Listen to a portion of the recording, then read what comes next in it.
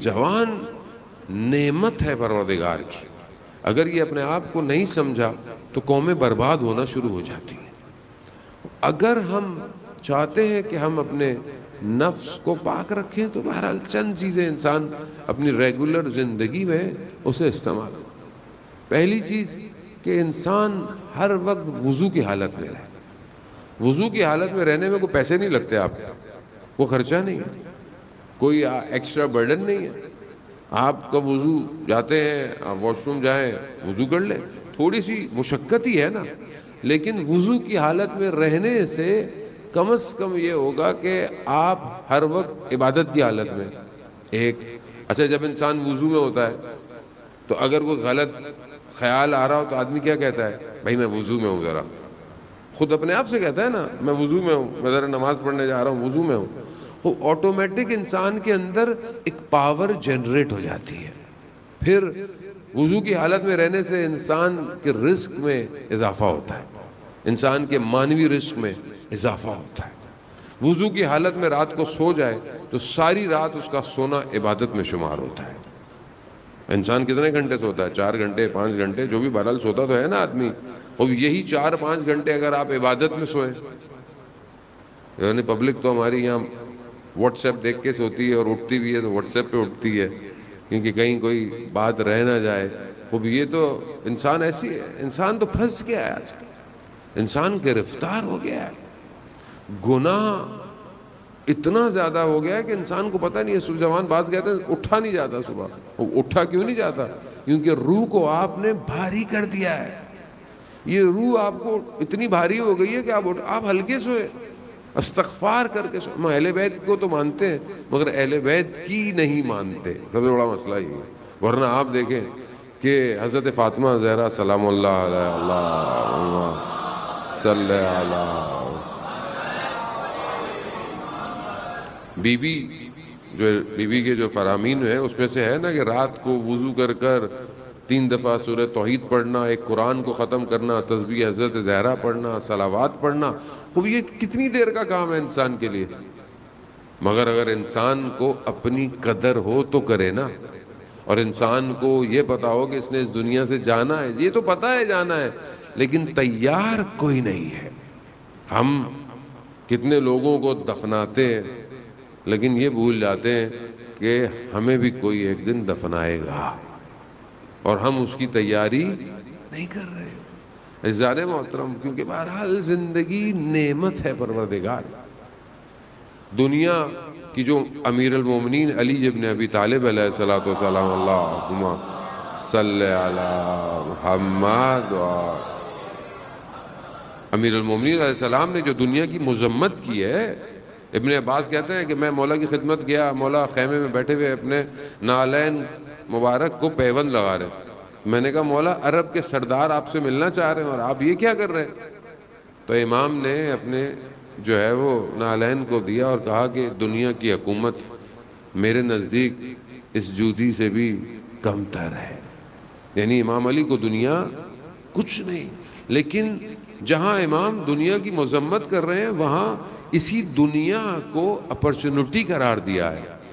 یعنی اس دنیا سے کیسے فائدہ اٹھایا جائے. وقت بہرحال میں بہت معذرت چاہتا ہوں, وقت محدود ہے, ورنہ آپ اتنے محبت سے سن رہے ہیں اور یقیناً مناسب بھی نہیں ہے. امام کا ایک قول, اور بہرحال آپ سے میں التماس سے دعا لیتا ہوں. امیر المومنین خود دنیا کے بارے میں ایک اپنے قول میں اس کی ڈیفینیشن کو بڑا ڈیفائن کر رہے ہیں. دنیا کیا ہے؟ دنیا ایک دریا ہے, زندگی کشتی ہے, اور کشتی کو اس دریا پہ چل کے, یعنی جیسے بھی جانا ہے تیر کے کنارے پہ پہنچنا ہے. یعنی دنیا کو چھوڑ نہیں سکتی کشتی. اگر پانی نہیں ہوگا تو کشتی جائے گی کیسے کنارے پہ؟ یعنی دنیا کا ہونا ضروری ہے. پانی ہے, کشتی کو اس کے اوپر جانا ہے. یعنی دنیا تمہاری زندگی میں نہ آئے, یہی پانی دنیا اگر کشتی کے اندر آ جائے تو کیا ہوگا؟ کشتی ڈوب جائے گی. تو تم نے اس کے اوپر جانا ہے اور کنارے پہ لگنا ہے. کنارہ کیا ہے؟ آخرت ہے. کامیابی چاہتے ہو تو اس دنیا کو وسیلہ بناؤ. وسیلہ, جیسے اللہ کے اولیاء نے اس دنیا کو وسیلہ قرار دیا. یہ جو رشتے ہیں ہمارے آپس کے، یہ رشتے آزمائش ہوتے ہیں. یہی رشتے جنت بھی لے کے جائیں گے، یہی رشتے جہنم بھی لے کے جائیں گے. اب آپ کے اپنے اوپر ہے. اللہ قرآن میں کیا کہہ رہا ہے؟ اولاد کو زینت بھی کہہ رہا ہے، اولاد کو فتنہ بھی کہہ رہا ہے. مال جو ہے وہ زینت بھی ہے، مال فتنہ بھی ہے. اب یہ آپ کے اپنے اوپر ہے کہ آپ اپنے مال کو اللہ کے لیے خرچ کر رہے ہو یا اپنے لیے خرچ کر رہے ہو. ہر چیز ایسی ہے. میں ممبر پہ بیٹھا ہوں، یہ ممبر میرا نہیں ہے، رسول خدا کا ممبر ہے. کیا میں اس ممبر کو اپنی ذات کے لیے یا میں اس ممبر کو اللہ کے لیے؟ فرق ہے. ہر چیز ڈیفائن ہے ہماری زندگی. جو میں اپنے رشتوں میں احترام کرتا ہوں اللہ کے لیے، اگر اللہ کے لیے تو آپ کا ہر ایک قدم عبادت ہے. لیکن اگر خدا کے لیے نہیں ہے تو پھر کوئی کسی کا ساتھ نہیں دیتا. عزیزان محترم، مولا امیر فرماتے ہیں کہ انسان کے چند دوست ہوتے ہیں. ایک وہ دوست ہوتے ہیں کہ جب انسان مر جاتا ہے تو وہ دوست بس اتنا پوچھتے ہیں کہ جنازہ کب ہے، بس یہ پوچھتے ہیں. جنازے پہ آتے ہیں، ختم. دوسرے جو رفیق ہے وہ اس کے گھر والے، اس کے ماں باپ، اس کی اولاد، اس کی زوجہ، وہ کب تک ہے؟ وہ اس کو قبر میں دفنانے تک. بس یہاں آپ دفنایا، بھاگ فوراً، کوئی نہیں رکتا، کوئی قبر پہ نہیں رکتا. جلدی دفناؤ، سوئم کرنا ہے، وراثت تقسیم کرنی ہے، یہ کرنا ہے. آپ دیکھیں دنیا کیسی بھاگتی ہے. کوئی اولاد اپنی ماں کی قبر پہ رات کو نہیں بیٹھتی، حالانکہ ماں 9 مہینے اسے حمل میں رکھتی ہے. خوب انسان اتنی اجلت میں ہے. لیکن امام فرماتے ہیں ایک رفیق تمہارا ایسا ہے جو قیامت تک تمہارے ساتھ رہے، اور وہ کیا ہے؟ وہ تمہارا عمل، چاہے وہ اچھا ہو چاہے وہ برا ہو، وہ تمہیں چھوڑ کے نہیں جائے گا. عزیزان محترم، بہرحال ان چند دنوں میں جو مجالس اور عزاداری ہے، اپنے عمل کو اچھا کریں. یہ خدا کا توفیق ہے کہ ہم آپس میں جمع ہوتے ہیں اور خدا کا اور اہل بیت کا ذکر کرتے ہیں. ورنہ آج دنیا کے پاس ٹائم کہاں ہے؟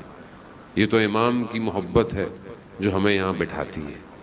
ورنہ میں تو شاید اتنا اچھا نہیں ہوں. واقعاً حقیقت ہے، یہ تو امام کرم کرتے ہیں تو امام کا ذکر کیا جائے. اور جسے امام خرید لیں، دنیا اس کی کوئی قیمت نہیں لگا سکتی.